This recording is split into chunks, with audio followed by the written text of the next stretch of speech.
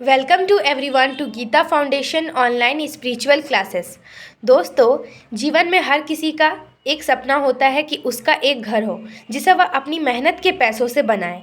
दोस्तों, अगर आप भी अपने घर के बारे में सोच रहे हैं, परंतु जब भी घर बनाने के बारे में सोचते हैं कुछ ऐसा हो जाता है कि आपको वह काम बीच में ही रोकना पड़ता है और आप अपने सपने को पूरा नहीं कर पा रहे हैं, तो आज का हमारा ये स्पिरिचुअल क्लास आपके लिए बहुत लाभदायक होगा। क्लास में आप जान पाएंगे कि आपका खुद का घर कब बन पाएगा। तो चलिए फिर बिना देर के वीडियो स्टार्ट करते हैं। ग्रहों का संयोग किस तरह आपको घर खरीदने में मदद करते हैं, आइए जानते हैं। धन बचाकर अपना घर बनाने का सपना सभी देखते हैं। हालांकि ऐसे बहुत कम लोग हैं जो अपने जीवन काल में अपनी इच्छाओं के अनुरूप घर खरीदने में सफल हो पाते हैं। कुछ लोग अपना घर खरीदने के लिए जीवन भर संघर्ष करते हैं परंतु सफल नहीं हो पाते। इसके विपरीत कुछ ऐसे भी लोग हैं जिन्हें अपना घर लेने के लिए कोई मेहनत ही नहीं करनी पड़ती है और उन्हें अपने माता पिता या पूर्वजों की संपत्ति प्राप्त हो जाती है। कुछ ऐसे भी लोग हैं जो मेहनत की कमाई से एक से अधिक घर लेने में सफल होते हैं। दोस्तों, एस्ट्रोलॉजी की मदद से हम आपको बताएंगे आपका अपना घर खरीदने का योग्य कब है। यदि कोई व्यक्ति जीवन में संपत्ति खरीदने या बेचने का कार्य करते समय विशेष सावधानी का प्रयोग करने के साथ साथ किसी योग्य ज्योतिषी से अपनी कुंडली का अध्ययन भी कराता है तो वह ऐसी परेशानियों से बच सकता है। एक अपना घर हो ऐसा सपना हर व्यक्ति देखता है। अपने भविष्य को सुरक्षित रखने, सफल जीवन और पारिवारिक जिम्मेदारियों को पूरा करने में अपने घर की भूमिका सदैव से अहम रही है। सारे जीवन की कमाई देने के बाद मध्यम परिवार के किसी व्यक्ति का अपने घर का सपना पूरा होता है। ऐसे में यदि वह व्यक्ति नुकसान के सौदे में फंस जाता है तो उसे दुख और पछतावा दोनों होता है। किसी भी व्यक्ति को जीवन में अपना घर मिल पाएगा या वह व्यक्ति अपना घर बना पाएगा या नहीं, इसके लिए कुछ निम्न ज्योतिष योगों का ध्यान रखा जाता है। आइए दोस्तों, जानते हैं किन ग्रहों की मदद से आप अपना घर खरीद सकते हैं। किसी व्यक्ति की संपत्ति का विश्लेषण करने के लिए कुंडली के चतुर्थ भाव का ध्यान किया जाता है। चतुर्थ भाव अचल और चल संपत्तियों का मुख्य भाव है। इसी भाव से संपत्ति की खरीद और बिक्री दोनों को देखा जा सकता है। पराशर होरा शास्त्र को वैदिक ज्योतिष की भागवत गीता माना जाता है। इस शास्त्र में ऐसे कई योग हैं जो घर खरीदने के विषय में बताते हैं। चौथा भाव संपत्ति, मन की शांति, महागृह जीवन, स्व संप्रेषण, पैतृक गुण, सामान्य खुशी और कुछ अन्य विषयों का भाव है। इसके साथ ही यह मुख्य रूप से संपत्ति का भाव भी है। यदि चतुर्थ भाव का स्वामी लग्न स्वामी के साथ हो और आय भाव हो तो व्यक्ति के पास कई घर हो सकते हैं। यदि पराक्रम भाव में बुध स्थित हो और चतुर्थ भाव का स्वामी भी सुस्थित हो तो व्यक्ति सुंदर घर का निर्माण करता है। यदि चतुर्थ भाव का स्वामी स्वनवांश हो या उच्च राशि का हो तो जातक को भूमि, वाहन, गृह आदि का स्वामित्व प्राप्त होता है। जो ग्रह चतुर्थ भाव में स्थित हो उन ग्रहों के पास भी संपत्ति देने की शक्ति होती है। यदि चतुर्थ भाव का स्वामी मित्र राशि में स्थित हो, नवांश या लग्न दोनों कुंडलियों में हो तो घर के योगों में यह शुभ योग है। त्रिकोण भाव में और चतुरेंश का अपने मित्र की राशि में होना एक अच्छा घर दे सकता है।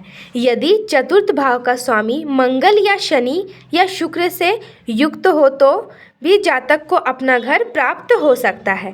घर खरीदने के लिए मंगल, शुक्र, बृहस्पति की दशा अवधि अनुकूल होती है।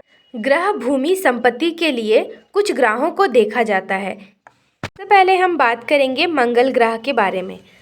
अचल संपत्ति का कारक यह ग्रह मंगल है। इसका शुभ प्रभाव चतुर्थ भाव चतुरेंश होना एक अच्छे घर का संकेत देता है। इसके बाद हम बात करेंगे शनि ग्रह के बारे में। शनि ग्रह है जो भूमि, पुराने घर यानी पुनर्खरीद वाला घर देता है। इसके अलावा शनि गोचर में जब चतुर्थ भाव को सक्रिय करता है तब घर के निर्माण कार्य पुनः होते हैं। इसके बाद हम बात करेंगे शुक्र ग्रह के बारे में। शुक्र का बली अवस्था में चतुर्थ या चतुरांश को प्रभावित करना एक भव्य घर होने का सूचक है। 1, 2, 4 और 11 घर ऐसे भाव हैं जो ज़मीन या संपत्ति होने का संकेत देते हैं। लग्न भाव वह भाव है जो व्यक्ति के स्वयं की योग्यता और शारीरिक क्षमता दर्शाता है। शारीरिक रूप से स्वस्थ होने के बाद ही कोई व्यक्ति अपना घर या अपने जीवन की योजनाओं को पूरा कर सकता है।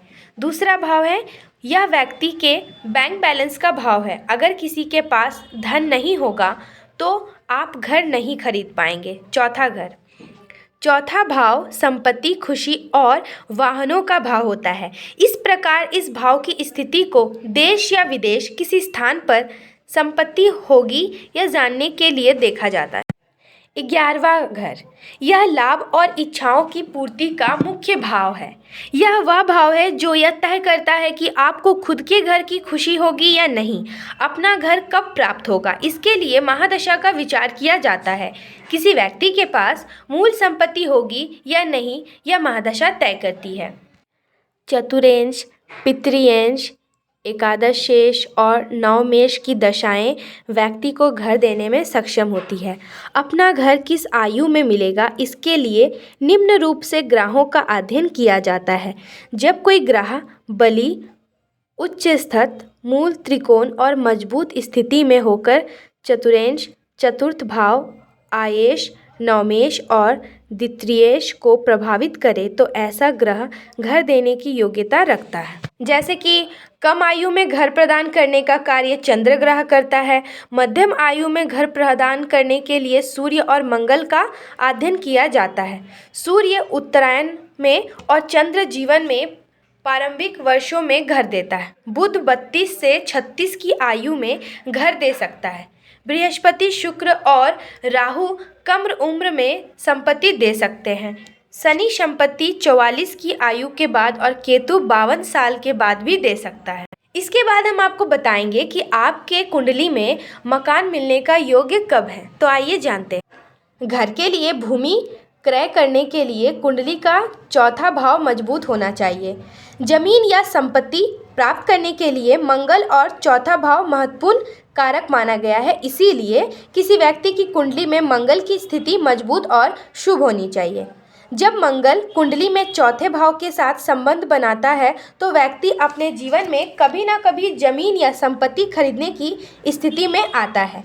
यदि मंगल चतुर्थ भाव में अकेला स्थित हो तो व्यक्ति भूमि तो प्राप्त कर लेता है, परंतु संपत्ति सदैव ही किसी कानूनी पचड़े में फंसी रहती है। मंगल भूमि क्रय विक्रय निर्धारित करता है तो शनि ग्रह से भूमि पर निर्माण कार्य का अध्ययन किया जाता है। जब शनि या मंगल दशा या अंतरदशा के दौरान चौथे भाव में स्वामी के साथ संबंध बनाते हैं तो व्यक्ति भूमि प्राप्त करता है। चतुर्थ भाव पर जब शुभ ग्रह अपना प्रभाव डालते हैं तो घर में खुशहाली आने की संभावनाएं बनती है। एक व्यक्ति अपना घर या संपत्ति खरीदने में असमर्थ होता है जब चतुर्थ भाव के स्वामी पर अशुभ ग्रह पर अपना प्रभाव डालते। दोस्तों, आज के इस क्लास में इतना ही। अगर आपको हमारा ये वीडियो अच्छा लगा हो तो आप हमारे इस वीडियो को लाइक करें, चैनल को सब्सक्राइब करें और अपने दोस्तों के साथ शेयर करें।